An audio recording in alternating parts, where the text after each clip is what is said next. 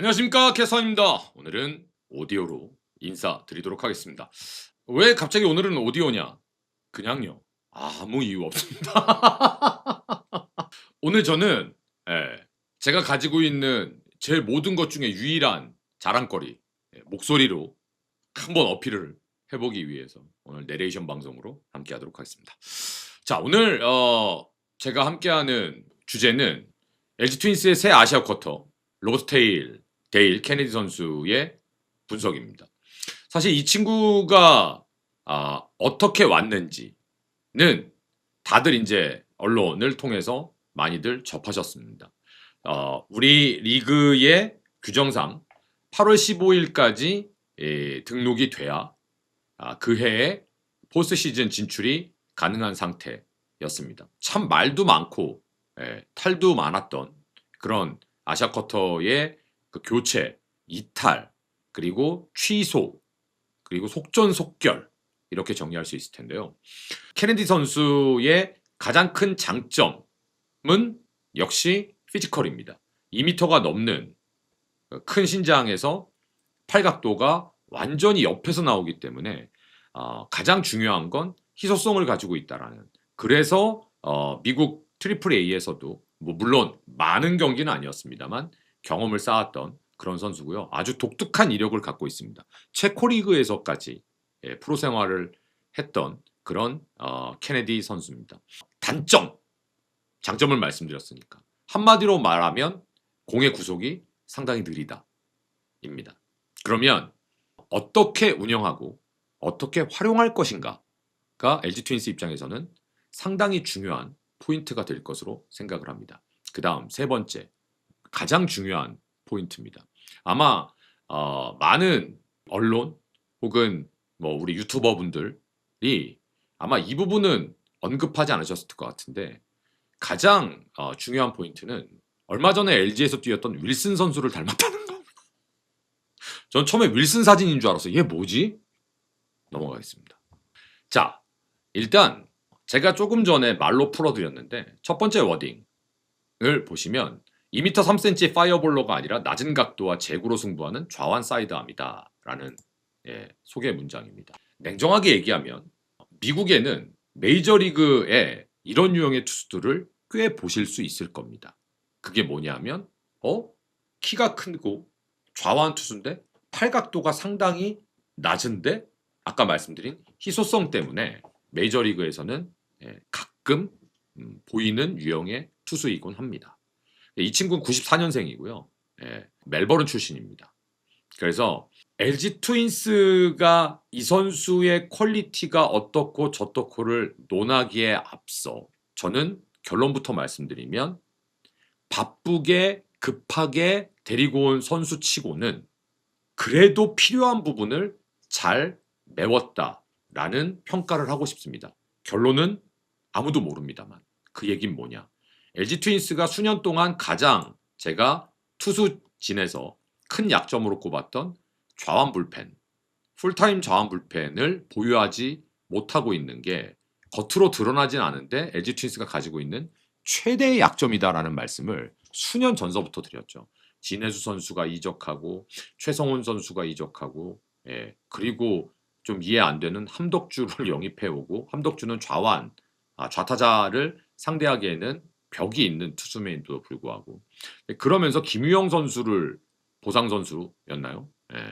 그렇게 영입해서 제대로 기용 안 했고 이우찬 선수는 불안감 때문에 기용 안 했고 이러다 보니까 LG 트윈스는 수년 동안 저함 그 풀타임 불펜 없이 운영을 하다 보니까 그게 항상 상대 좌타 라인을 막는데 김진성 선수를 쓸 수밖에 없었고 그러다 보니 김진성 선수가 심지어는 80경기까지 넘어가게 되는 포크볼로 좌타자를 상대하는 KT의 예전에 주권 선수가 전용주 선수 없을 때 좌타자를 상대했던 그런 이제 모양새였는데 일단 몇 경기 안 남았지만 LG 트윈스가 그래도 남은 경기에 즉시 그리고 자주 상대 좌타 라인을 맞아서 쓸 수 있는 좌투수를 데리고 왔다라는 점에 있어서만큼은 우리가 부족한 면을 메웠다라는 건 상당히 잘 됐다라고 생각을 합니다. 지금까지 제가 말씀드리는 걸 한눈에 보실 수 있도록 해놨습니다. 웰스가 부상을 당했죠. 그리고 우리가 다 알고 있었던 말도 안 되는 이슈, KBO의 행정착오, 정확하게 말씀드리면 해석에 대한 착오가 있으면서 오카다 선수, 울산 웨일즈의 오카다 선수 영입이 무산됐고, 그리고 지금 보시는 것처럼 케네디 선수를 총액 2만 달러에 그 영입을 했습니다. 그리고 15일 날 딱 그 저스트였죠.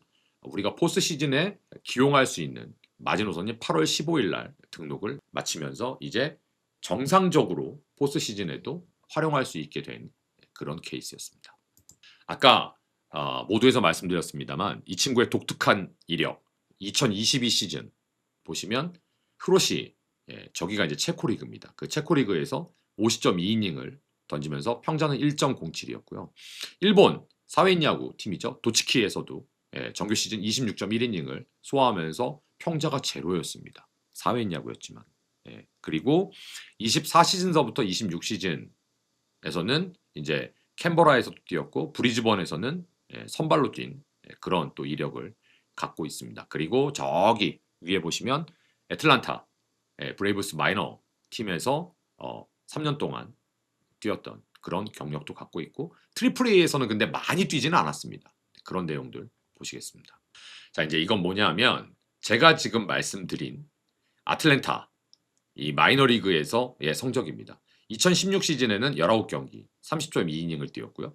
2017 시즌에 39경기 78.1이닝 가장 마이너리그에서 많은 경기에 출전했던 그리고 평자도 2.87로 좋았습니다.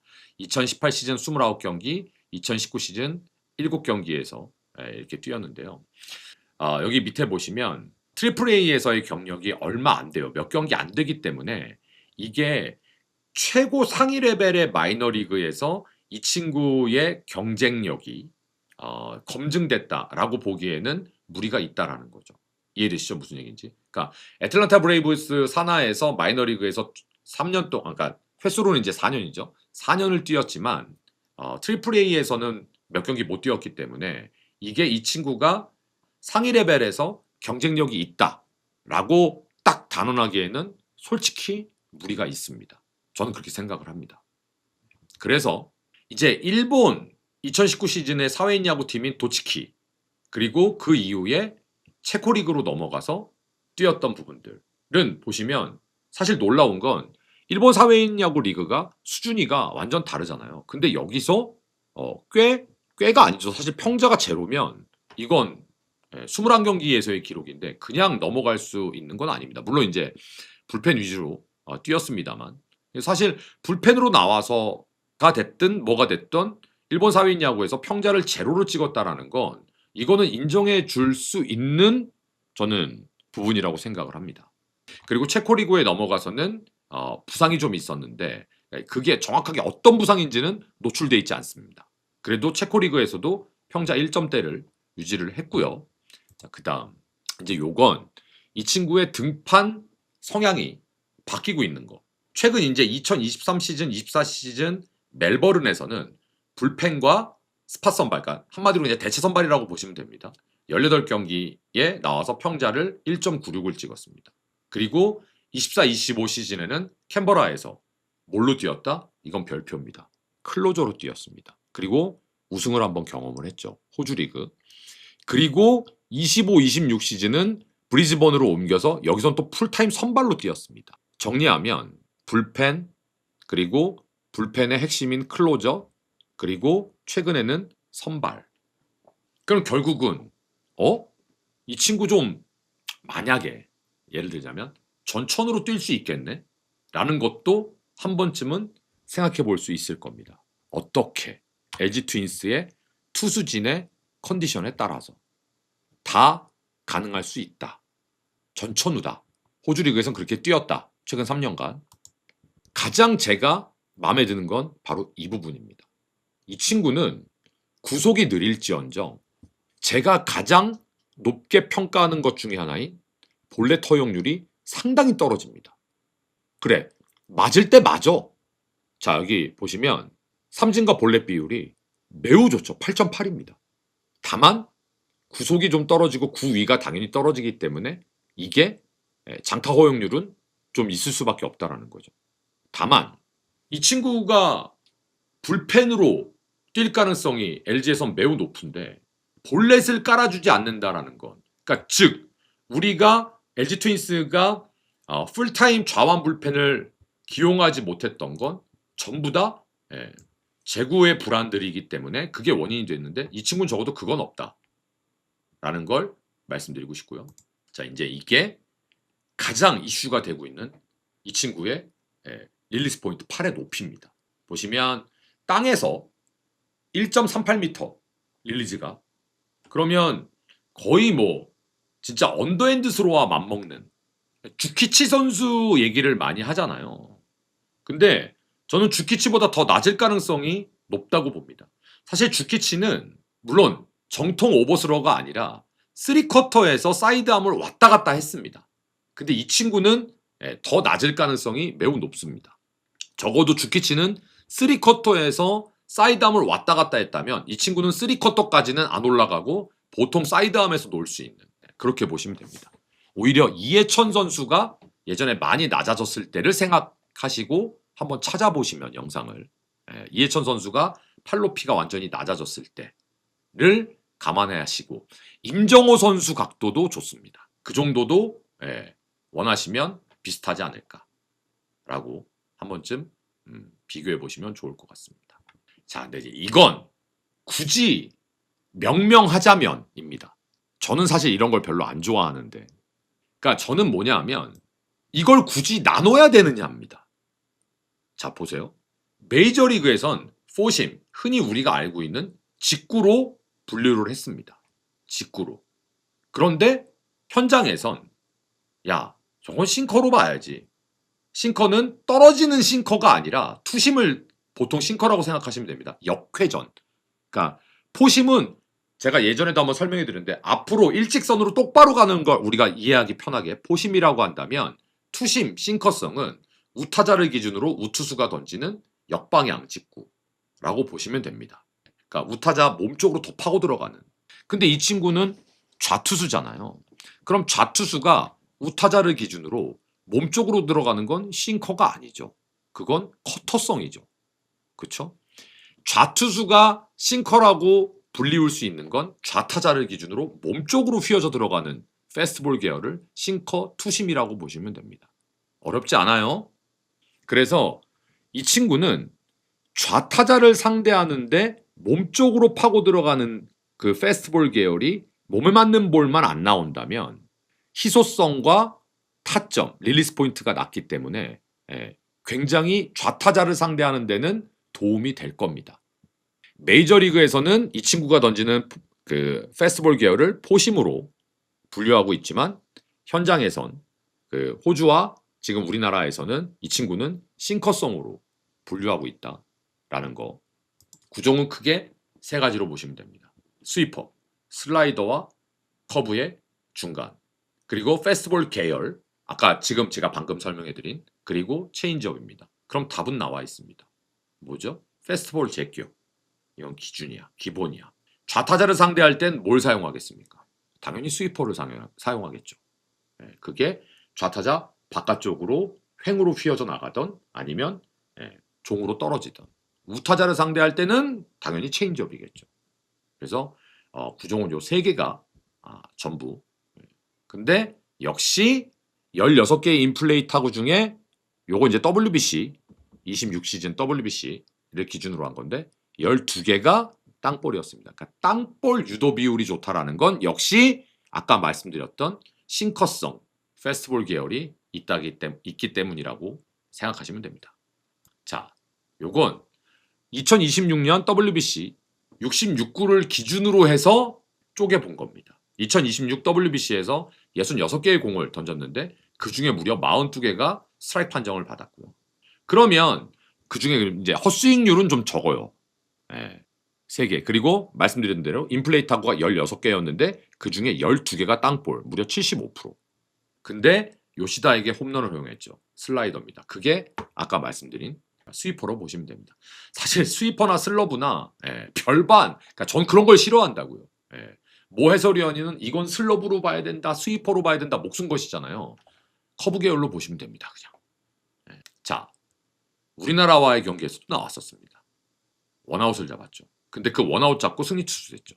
그래서 이 옆에는 2017 시즌 2017년 WBC 쓰쓰고 상대하다가 투런 맞은 거. 그 다음에 그 아래는 2019년 프리미어 12에서 캐나다전 승리 투수되고 미국전 세이브.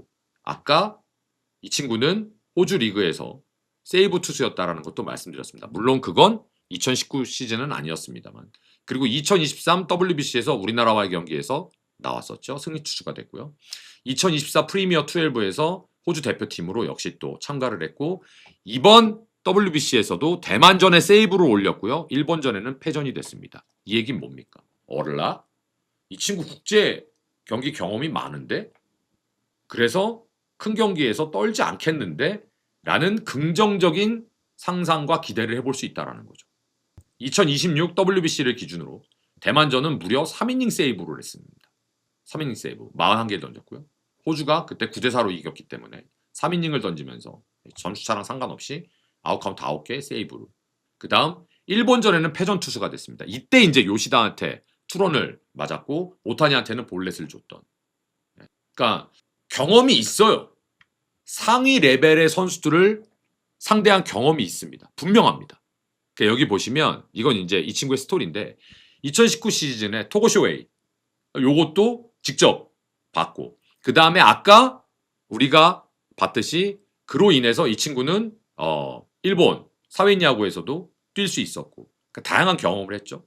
그리고 2026 WBC에서 오타니와 상대하고 싶다 했는데 진짜 상대를 했습니다. 볼넷이었지만 이런 것들이 저는 충분히 이 친구한테는 다양한 경험을 갖고 있기 때문에 우리 리그에서의 경험도 그러니까 왜냐하면 일본 사회인 야구에서도 뛰었고 또 체코 리그에서도 뛰었잖아요. 그리고 미국에서도 경험을 했고 그래서 아까 말씀드렸지만 LG 트윈스는 이 친구를 어떻게 사용할 거냐가 매우 중요할 거다. 결국은 불펜인데 어쩔 때는 조금 길게도 한번 사용해보고 기준과 기본은 좌타 스페셜리스트지만 그래도 1 플러스 알파이닝까지도 조심스럽게 그게 좌타자들 위주라면 타선이 한번 기대해보지 않겠느냐. 그래서 여기 브릿지 조금 길게 던지는 이런 것들을 좀 기대해 볼 만하다. 그리고 저도 기대한다. 그래서 이게 이제 좋은 쪽으로 가면 멀티 이닝을 던질 수 있는 땅볼 유형의 변칙 좌완 투수. 만약에 이게 실패가 된다면 아까 제가 얘기했던 구위, 구속 이런 것 때문에 좀 장타 허용을 많이 하면서 아플 수 있는. 하지만 저는 기대가 좀 됩니다. 일단 희소성. 근데 선발 투수와 클로저는 저는 좀 불가능하지 않겠느냐. 왜냐면 이런 희소성이 있는 선수는 짧게 좌타자를 유형으로 보여줘야지 길게 보여주고 또 그게 우타자 상대를 하게 되면 사실은 그건 좀 한계에 부딪힐 가능성이 있다. 왜? 최근 우리나라 타자들의 기량이 너무너무 좋아졌기 때문에 대처 능력도 좋아지고 그래서 이왕이면 좀 짧게 보여주는 게 어떻겠느냐 라는 제 개인적인 바람을 전해봅니다. 자 이렇게 해서 LG 트윈스가 급박하게 돌아가는 상황에서 그래도 팀의 가려운 부분을 긁어줄 수 있는 좌완 불펜 투수를 얻었다라는 것 자체는 저는 굉장히 높게 평가하고 기대를 합니다. 이제 우리 케네디 선수가 남은 정규리그 그리고 포스트 시즌에서 어떻게 효과적으로 던져줄 수 있는지 그리고 어떻게 LG 트윈스는 팀에서 효과적으로 활용할 수 있는지가 숙제가 되지 않겠느냐라고 생각을 합니다. 오늘 제가 준비한 데일리 선수의 자료는 여기까지였습니다. 즐겁고 재밌는 하루 되시길 바라겠습니다. 알차게 자료 준비해서 여러분들께 늘 좋은 정보를 전달하는 캐스터1TV가 되도록 하겠습니다. 함께해 주셔서 감사합니다. 고맙습니다.